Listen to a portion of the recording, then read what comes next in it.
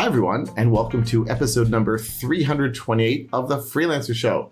This week on our panel, we have Erik Dietrich. Hey, everybody.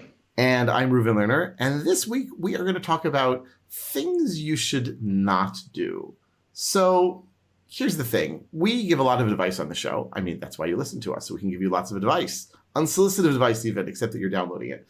And basically, we tell you a lot of things that you should do in your business.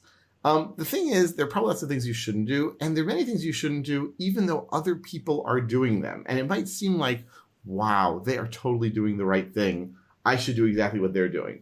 So we're going to try to give you some ideas of things that you probably shouldn't do, even if they look popular and smart, and maybe some experience that we've got as well along these lines of doing what other people have done and making mistakes along the way. This episode is sponsored by Sentry.io. Recently, I came across a great tool for tracking and monitoring problems in my apps. Then I asked them if they wanted to sponsor the show and allow me to share my experience with you. Sentry provides a terrific interface for keeping track of what's going on with my app. It also tracks releases so I can tell if what I deployed makes things better or worse. They give full stack traces and as much information as possible about the situation when the error occurred to help you track down the errors. Plus, one thing I love, you can customize the context provided by Sentry. So, if you're looking for specific information about the request, you can provide it. It automatically scrubs passwords and secure information, and you can customize the scrubbing as well. Finally, it has a user feedback system built in that you can use to get information from your users. Oh, and I also love that they support open source to the point where they actually open source Sentry if you want to self-host it. Use the code devchat at Sentry.io to get 2 months free on Sentry's small plan. That's code devchat at Sentry.io. Erik, I'll put you on the spot. You want to go first or should I go first? I'm good either way. Do you want me to go first? Go for it. Go for it. So from my personal experience, maybe one that I'll start with, you see this a lot in the freelance world, especially like for people who say subcontract for like app dev agencies or what have you. But I'm going to say that you want to, as much as you can, avoid sticking with single clients for long periods of time in kind of a pseudo employment arrangement. And what I mean by this is, especially in a subcontracting situation, but maybe it's your own client where you go out, you hang out your shingle and you start freelancing and you get a call from, an enterprise or, an agency that staffs on behalf of an enterprise, and they give you some kind of open-ended gig, come in for 6 months and help, uplift our staff developing this or doing that or, writing Java code or whatever. And it's open-ended and you just kind of go there and you're there indefinitely. Or maybe you're there and you're on a 6-month contract, but 4 months into it, they re-up you for another 6 months and it keeps going like that. So that's the first thing I'm going to say you'll see a lot of, but I would not do that. If it's at first and you got to pay the bills, I understand, but that is not a great business model for a freelancer because and feel free to disagree with me here if you want, but it starts to look a lot like pseudo employment. And it kind of makes me wonder if I'm in that mode, like, why did I go off on my own in the first place? Look, I can see some advantages to that, right? Like you are going to probably make a bit more money than you did as an employee because you have less job security. They owe you less. They don't have to give you, depending on where you live, severance or notice or anything, but you are paying for your own benefits. So it might even out, but I don't know, like I can see the attraction. But it sort of does take away a bit of your freedom because then if you're effectively an employee, everyone will feel it that way. And that'll be reflected in your rates. It'll be reflected in your flexibility. And it'll be reflected in their attitude toward you. I don't think I ever did anything. I mean, I guess when I first started off, that's right. My first client was Time Warner where I worked full time and then they offered to be my first consulting client. And I can't remember who had this idea, whether it was me or them, but I ended up working for them 20 hours a week for my first few years with them. And that was great because it was steady income, but it gave me another 20 hours a week to find other stuff. It sort of forced me to go off and find other things. So if you've got to do that, I would try that. That's just, so to me, that's kind of a horse of a different color. So like if I think about the people that go and do this and they take these, year plus long gigs with a client working 40 hours a week, the thing that strikes me about that is what happens is you're in this pseudo employment mode. So you're probably not really, if you're getting calls about doing work for other clients, you're probably passing. and you're getting into this mode where you're, outreach, finding work, all of the stuff you do associated with a business kind of atrophies. And your risk profile just looks identical to that of an employee, except you have even looser connection to that organization. So if they decide, I guess if you're signing a 6-month contract or something, that's one thing. But if you're just kind of doing an hourly thing as you go, they can just decide. That's the whole attraction of for a company staffing contractors, is they can just cut you loose at any time. So you've still got all this risk without a lot of guarantee, and all of the stuff you do to acquire business is kind of going dormant. Versus this 20-hour-a-week model, my goodness, like that's kind of in a way the best of all worlds. You have this pretty steady, not guaranteed, but predictable work, while you can also be working on the business. Like that's a nice thing to find if you can. Yeah, I often tell people that, as far as I'm concerned, and don't tell them this, but like Time Warner was basically the investor in my consulting company, because it gave me that flexibility to build up my marketing chops and look around for clients and figure out what sorts of things I did and did not want to do, while still having that steady income, a relatively steady income.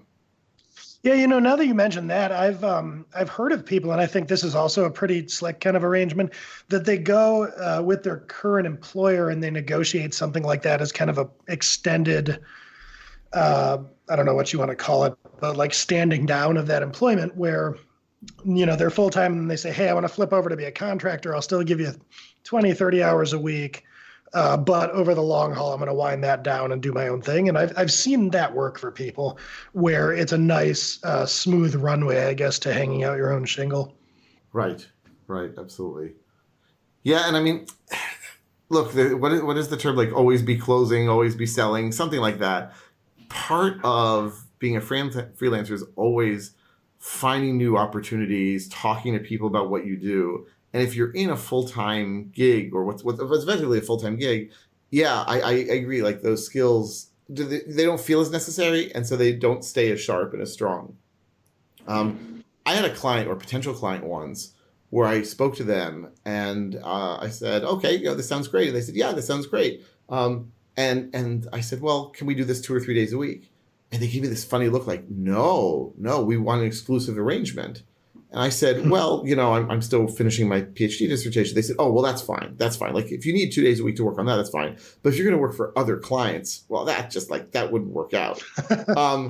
And like, that was a weird sort of attitude. And that was like a warning sign also, because you don't want to work for people who think that they have exclusivity over you. It's a very different kind of thought process and relationship.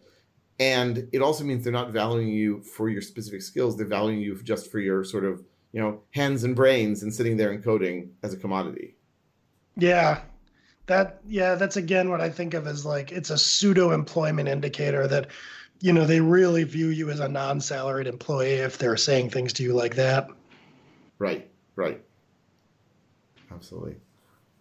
Let's see. So one of the things that I was thinking of as something to avoid, and something to avoid at first, is doing everything.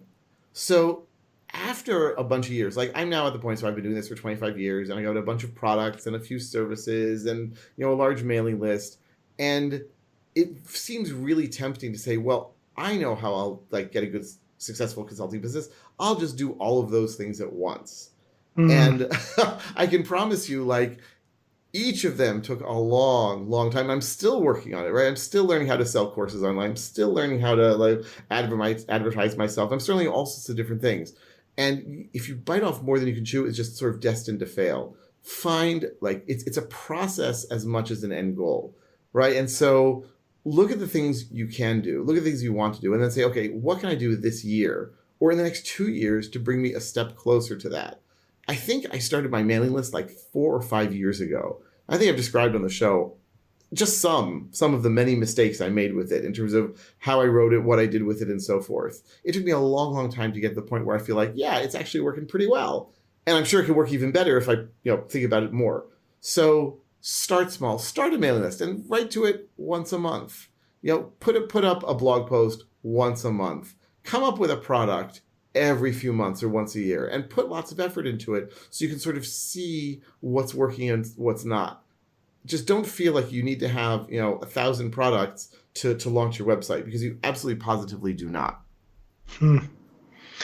It's a great call, because if I think of like do everything, I've definitely seen this kind of pattern where, I'm in touch with somebody that's an employee and then they go off on their own, and it sort of seems like there's this push where like they consume, whether it's a podcast like this one or books or blogs or whatever it is, and they synthesize everything they read that people who have their own businesses or practices are doing, and they try to do all of those things. So it's just a constant yes and, like, oh, well, this person's talking about how they're doing a lot of successful marketing through their mailing list, so I'll start one of those. Also a blog, also a YouTube channel, and just on and on and on. Yeah, like that's a good one. Don't spread yourself too thin. I guess pick your spots in the early going as to how you're going to find business and to what you're going to invest your time and energy in. Yeah, for sure. I'm thinking now, and again, maybe this one courts a little bit of controversy, but I would recommend, especially as a long-term strategy, not relying on sites like Upwork and what have you. I mean, nothing against those sites in particular. They scratch an itch. But to me, that isn't a long-range way of maintaining your pipeline. They require people who are using those services as freelancers to do an awful lot of work. Like, they're just kind of matchmaking for you, but you're still writing a lot of proposals. You're doing everything associated with finding your own work in a lot of ways, but they're taking a cut, and you're also tending kind of to race to the bottom on price. So if you got to do something to pay the bills and all that, caveats here, but I wouldn't view that as a long-range strategy. And I'm sure that there are people out there that maybe found success with it, but like, I would rather get away from a platform like that for managing my work funnel and pipeline, and view that as sort of a weakness in my approach to be corrected, where, later I'm finding work in other ways. I don't know. What do you think, Reuven? So I actually used Upwork back when it was called Elance for a while, and I was convinced that this was brilliant of me, because here I have all these possible people from around the world and all these things, and I even got some work, and I even got 2 great clients from it. But after a while, I realized, wow, I'm spending exactly what you just said. I'm spending so much time on proposals, and like, I have to spend the time on the proposals because the prices that I want to charge are much higher than the people are willing to take, $2 an hour, $5 an hour, either because they're students or they're in, cheaper countries. And so I really wanted to craft each proposal so it would draw people's attention and let them know my experience. And I spent like the ROI, perhaps you could argue that it was worth it for the 2 clients that I got, each of whom lasted many, many years. But the enormous number of hours that I spent on nothing, like not getting anything at all back. And on the very rare occasions when I would ask someone, why did you choose me? It was very simple. I was more expensive. It's completely what you said, it raced to the bottom.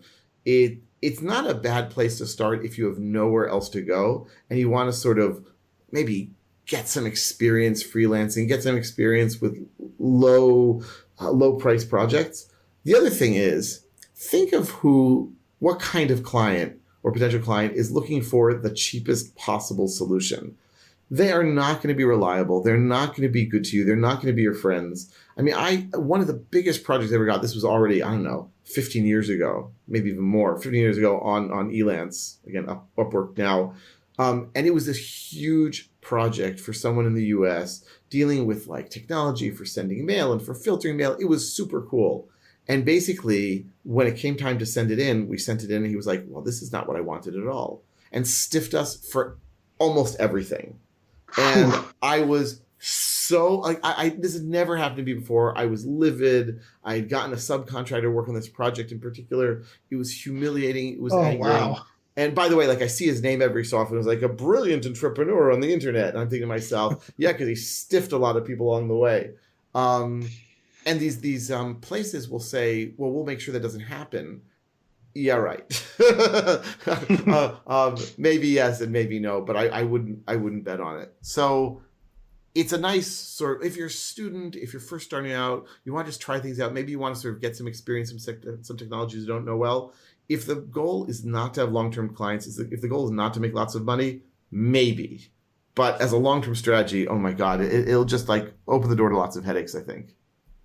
Yeah, I mean, I could see it working maybe too for moonlighters, or if you're looking to kind of, I guess in the beginning, build a little bit of a portfolio of experience. Like, it's not that I'm saying this can't work in any way for anyone. It's just, I feel like if your 5-year plan as a freelancer is to rely on these types of sites, that I would revisit that plan.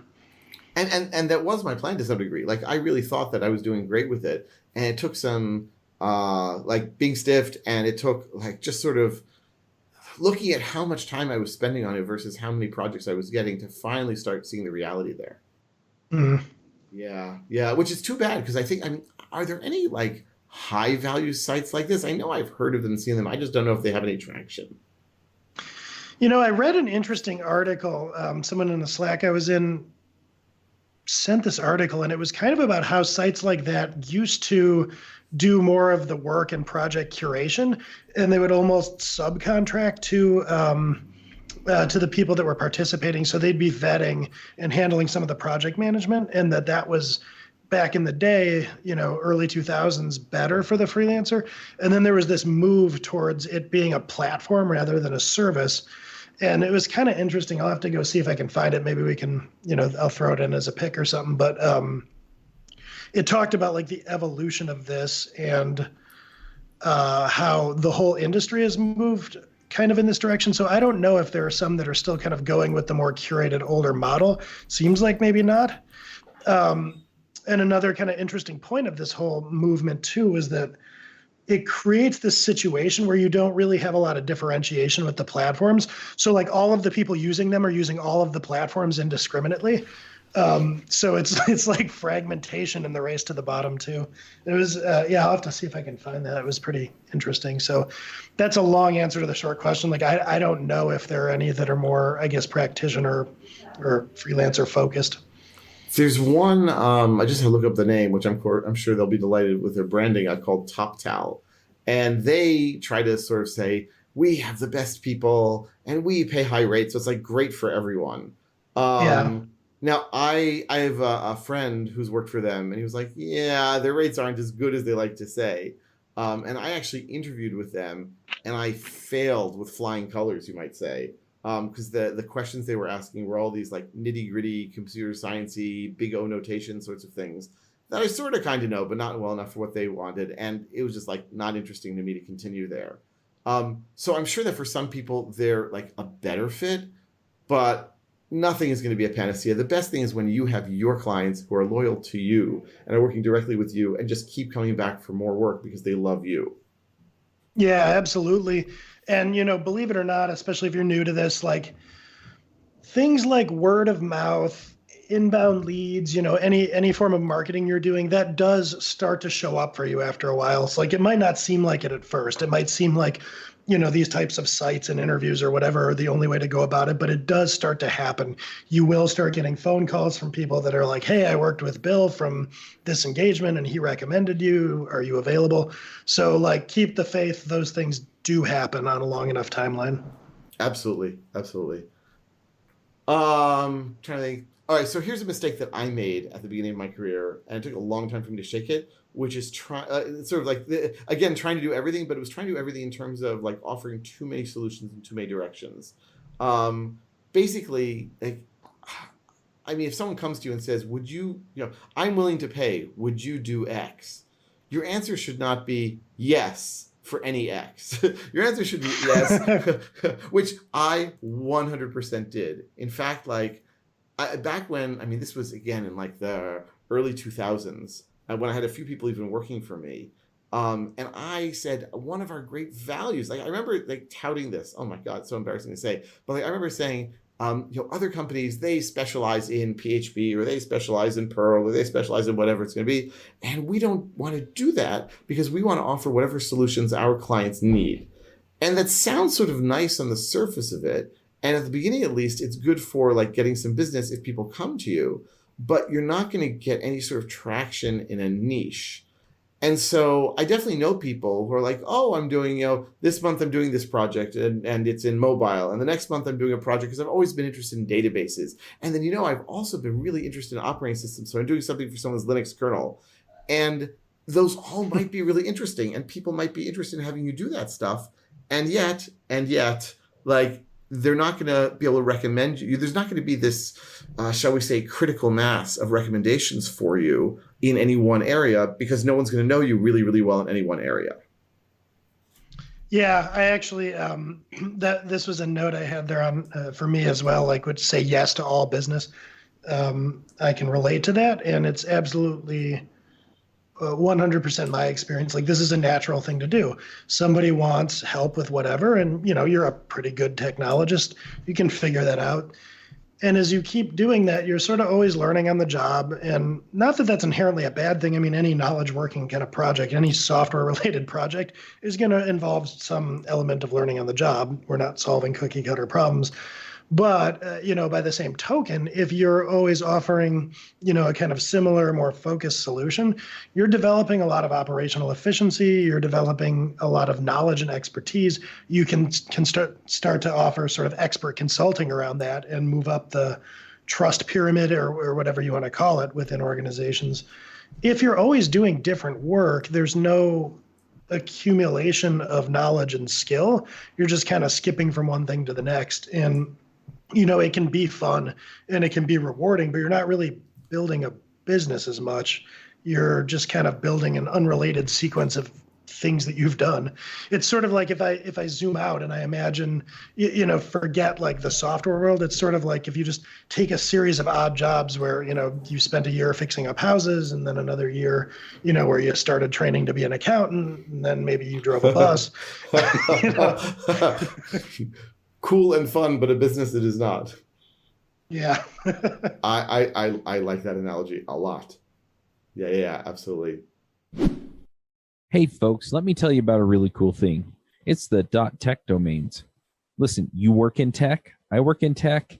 We all do things that affect technology. So why not have it reflected in our domain names?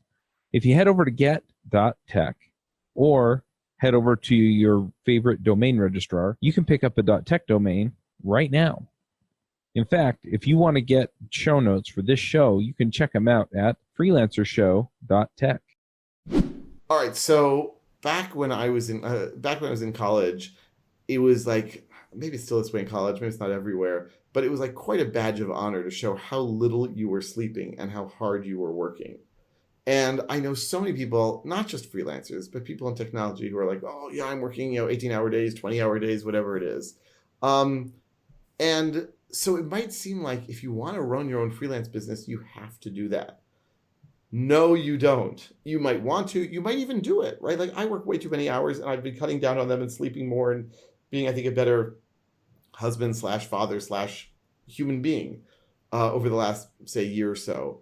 That said, like, you don't have to do it. And if you are doing that, you're probably doing something wrong. Now, you are running a business, so it's not going to be 9 to 5. It's not just going to be 40 hours a week. Like that is certainly true. Like I just spoke to my 16-year-old who has her eyes set on running her own technology business tomorrow if she could quit high school, believe me. And she would love to do that. And she said to me something like, well, I can't wait to have a job where I don't have to work all these crazy hours. And I said to her, well, like if you run your own business, you will have to do some of that. And sometimes you'll have deadlines. But it shouldn't be all the time. So keeping what everyone likes to call work-life balance in mind and your family in mind and your emotional health in mind, very, very important. And a long-run win, even if it might feel like a short-term loss.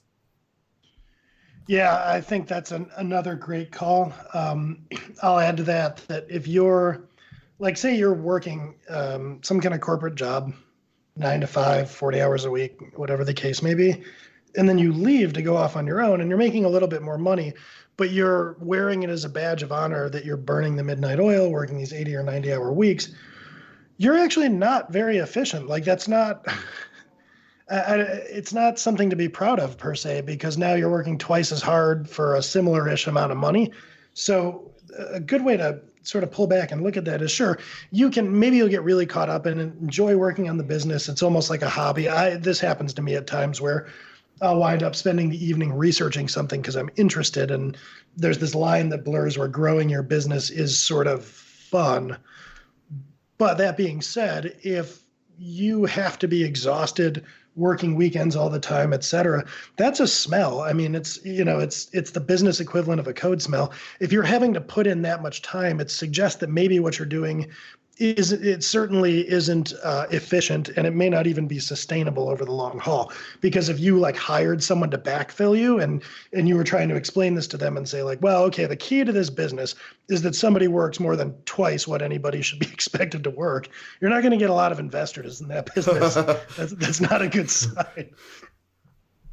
So yeah, I think that's a great point, that you might see everybody, bragging about how many hours they work and defining the hustle as 18-hour work days. Do not let that influence you or make you think that that's what it is to have your own business. So let's see. Here's one I've got. I imagine Jonathan will approve of this one, but one thing that I would suggest that's like nearly universal is don't have an hourly rate that you take around with you the way that like salaried employees take their salary, like, hey, I make $100K a year or whatever the salary may be. Well, freelancer, you go off on your own, and it's almost like your hourly rate is like a part of you. And that when you go to raise that hourly rate by $5 an hour or something, it's like you're justifying a promotion to the world. I would suggest, I don't do anything anymore where I ever bill by the hour or really generally per unit of time. I've gotten away from that and never been happier. But if you are going to bill by the hour, fine, whatever. But don't have like your standard hourly rate is something I would advise. This can seem really counterintuitive, but like it makes everything really kind of about you and your background rather than the client, what the work is worth, et cetera. Don't take this to say that you should just agree to work for whatever hourly rate a client wants to pay, but like get in the habit of kind of looking at the work and maybe thinking about how you would price it differently, depending on different situations.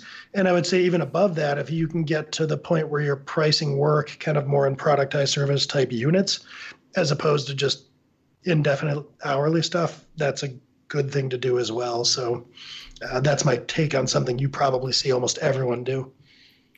Yeah, look, I admit that I still have an hourly rate when I do some consulting work, but it's like, so for example, just yesterday, 2 days ago, I started talking to someone where the company is using some Python, and they need someone just to like talk to their programmer for a few hours and see what's going on with her and maybe give her some mentoring over time. And I could have come to some sort of value-based agreement, but you know what? I'm happy to just like, start the clock, stop the clock there.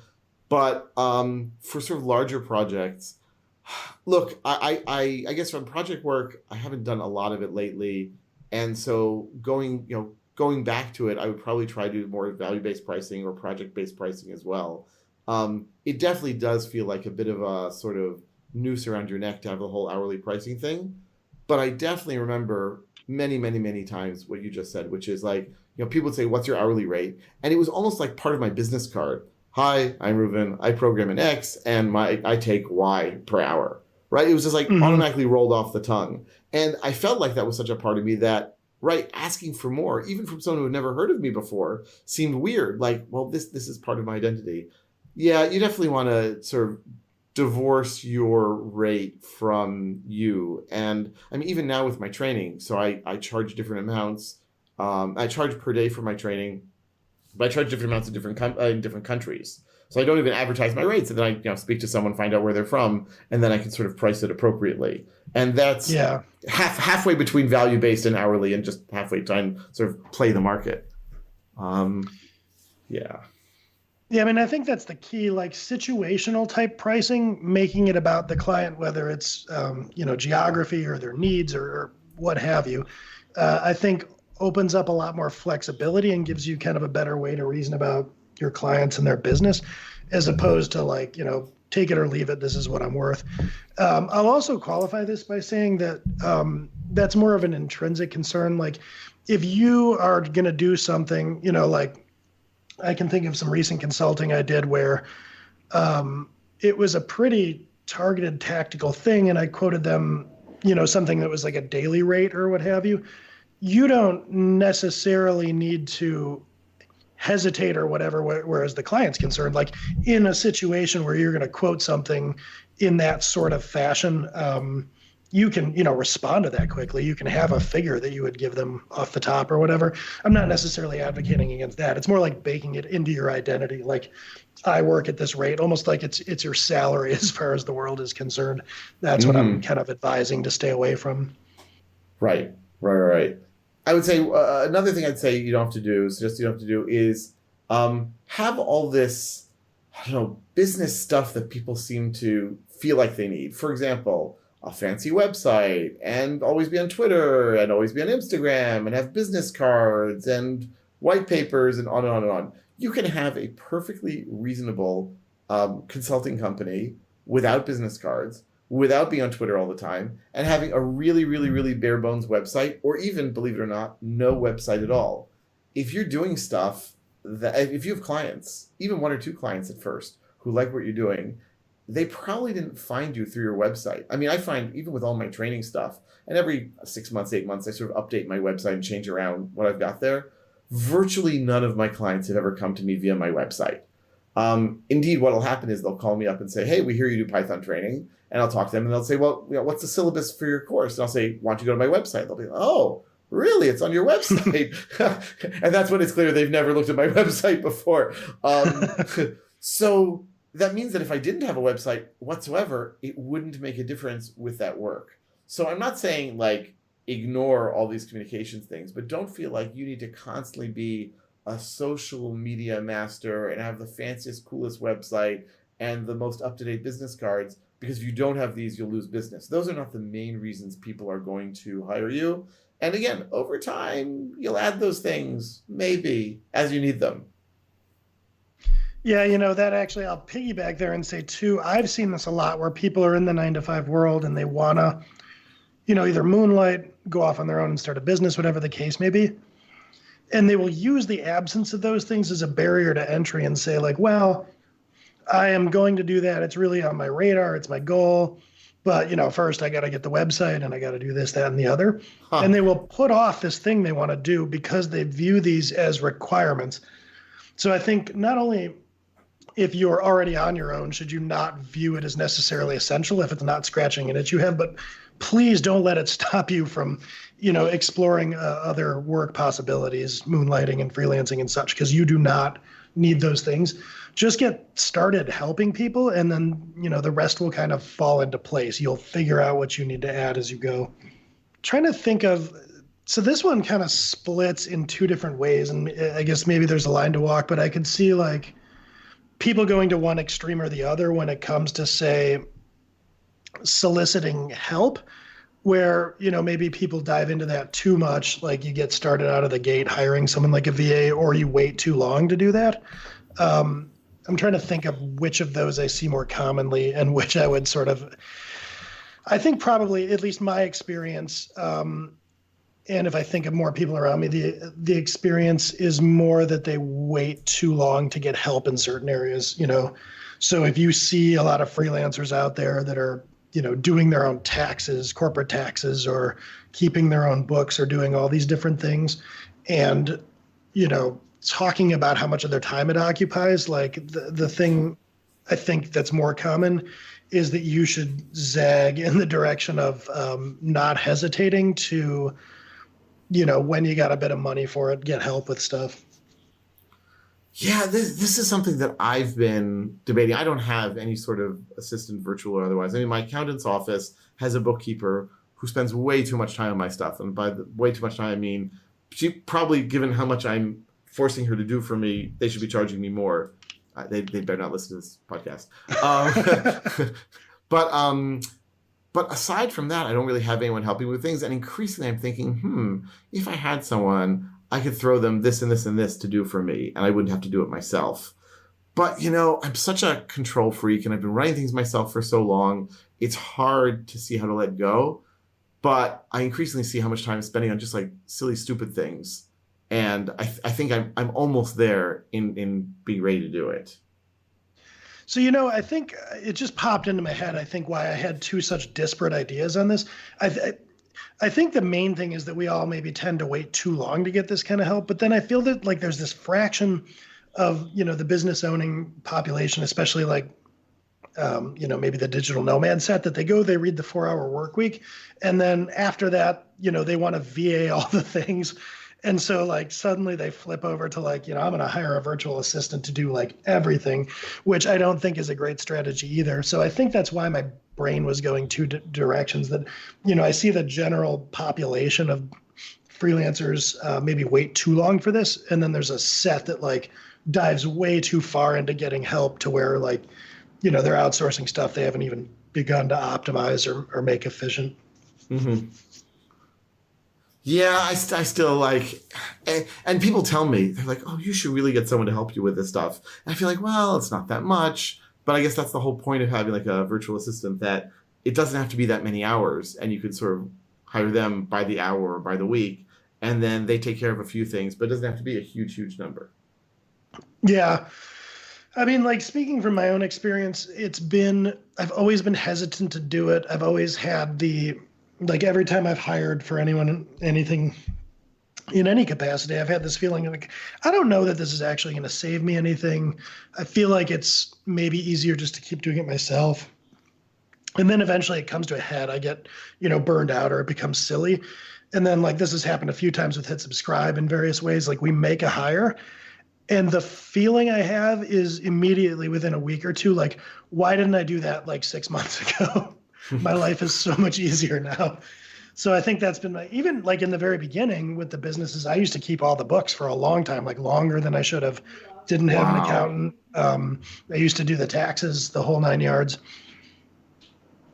Wow, I'm somewhere between really impressed and really horrified.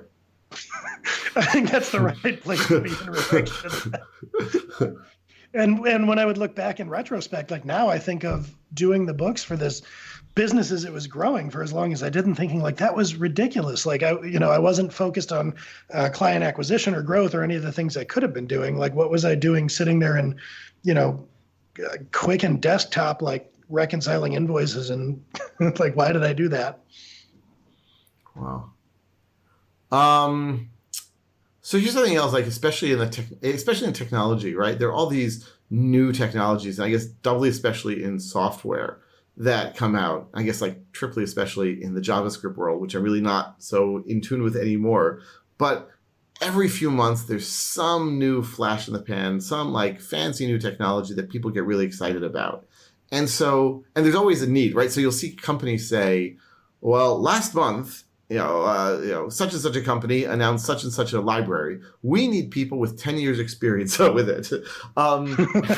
So besides the like utter ridiculousness of such sorts of things, it's very tempting to sort of jump onto these new trends because they are cool and because they're fun. And as technology people, we want to work with cool and fun software and the latest stuff, the latest shiny toys. But that doesn't make for a sustainable business necessarily. And so it's sort of like slow and steady will win.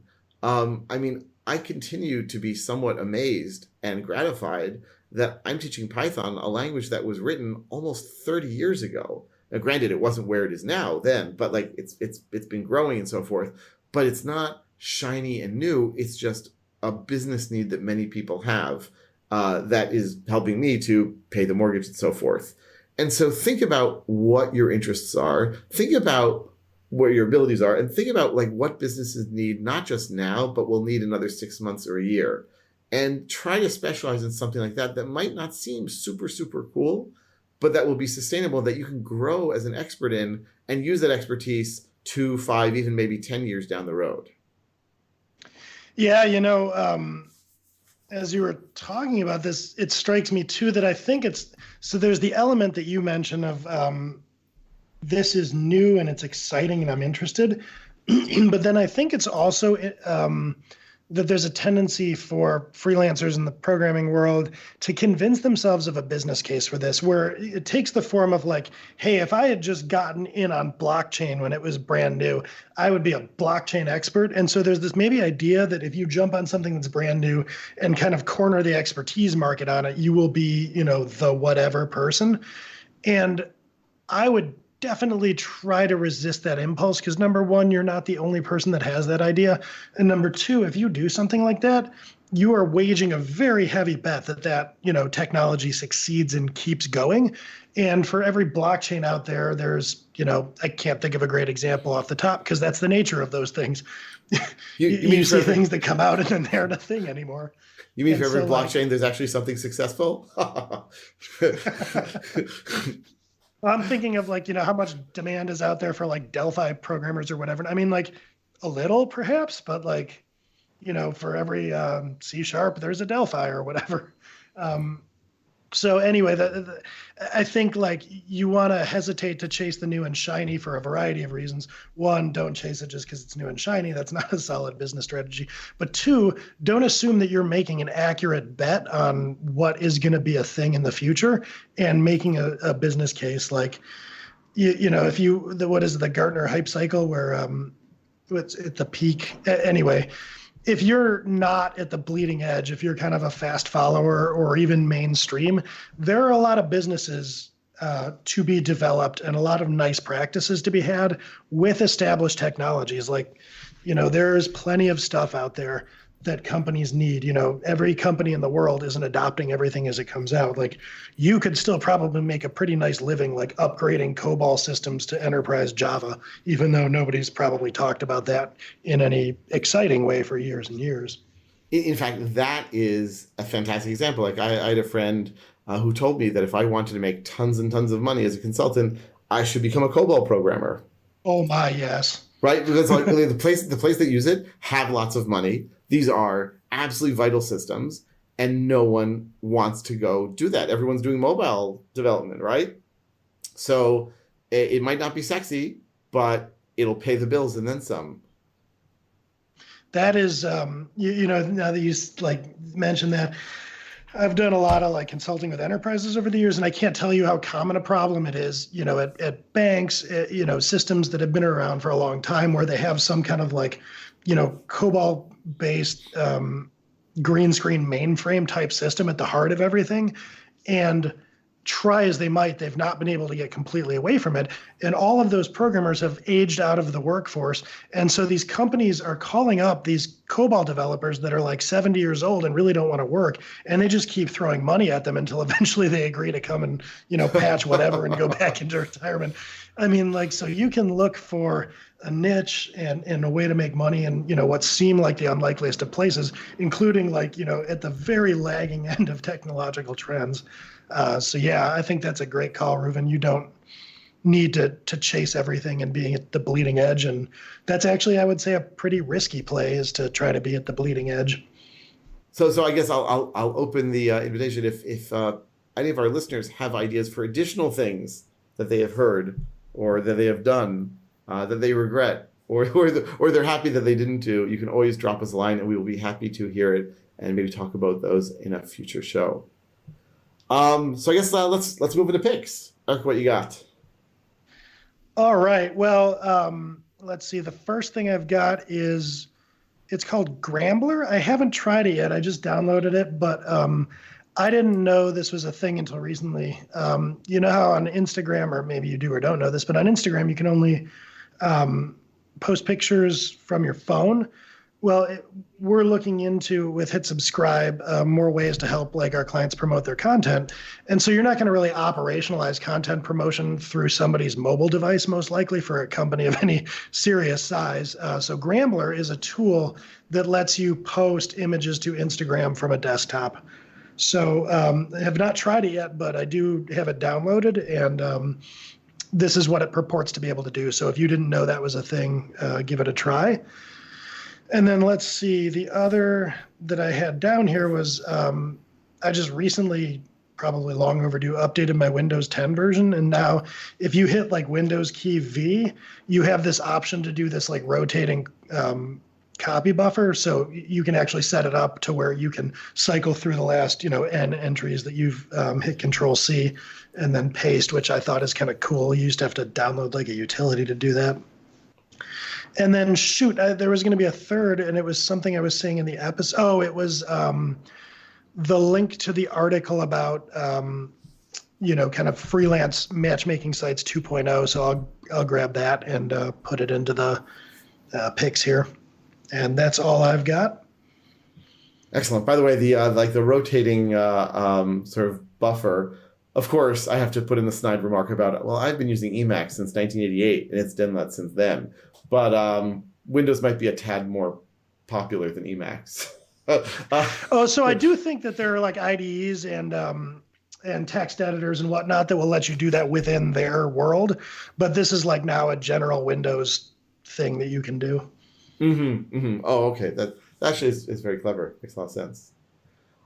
So I've got 2 picks. We're recording this in early April. So I think it was yesterday on April 1st. Linux Journal celebrated 25 years. I've been writing for them just about every month for the last 23 years. And I don't know which of those is more shocking. In any event, it's not just my writing. You can even take my writing out of it, but it's a great magazine.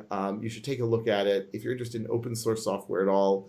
And the focus has really been, since the sort of near death or even death and revival about a year ago, has been a lot on privacy, has been a lot on what's happening with your data. It's been a lot on how do we want the internet to look from the perspective of technology and software as open source users and contributors. So I definitely think if you're interested in that sort of stuff, the Linux Journal is a great place to look, not just, as I said, my articles. And looking forward a little bit, a month from now, from when we're recording, is PyCon, the annual Python conference. And I went for my first time last year, and I had a complete and utter blast.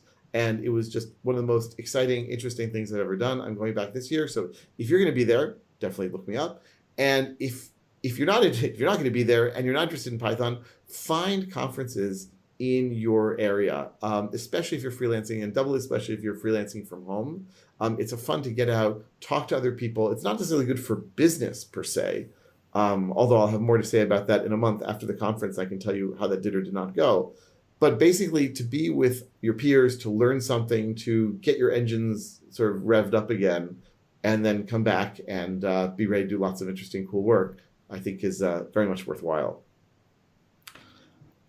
All right. Well, that is our episode for today. Thanks to you all for listening. Thank you, Erik, as usual. And we will be with you next week on The Freelancer Show. Bandwidth for this segment is provided by CacheFly, the world's fastest CDN. Deliver your content fast with CacheFly. Visit CacheFly.com to learn more.